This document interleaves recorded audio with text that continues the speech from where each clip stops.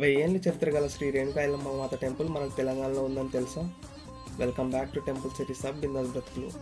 శ్రీ రేణుకా ఎల్లమ్మ తల్లి టెంపుల్ ఇది మనకు అల్లాదుర్గ్ మండల్, అల్లాదుర్గ్ విలేజ్, మెదక్ డిస్టిక్లో ఉంటుంది. జోపేట్ నుంచి 25 కిలోమీటర్లు, గచ్చిబౌలి నుంచి 86 కిలోమీటర్ దూరంలో ఉంటుంది. ఈ టెంపుల్ టైమింగ్స్ వచ్చేసి ఉదయం 8 నుంచి సాయంత్రం 7 గంటల వరకు ఓపెన్ ఉంటుంది. ఇక్కడ ఎల్లమ్మ వారు స్వయంభుగా వెలిసినారు. ఇక్కడ స్పెషాలిటీ ఏంటంటే 9 మంగళవారాలు అమ్మని దర్శించి చివరి మంగళవారం రోజు అభిషేకం చేసి ముడుపు కట్టి ఇక్కడ గంగా యమున అని పిలువబడే ఈ కుండల్లో కళ్ళు నింపి మొక్కుకుంటే కోరికలు తీరుతాయని భక్తుల నమ్మకం.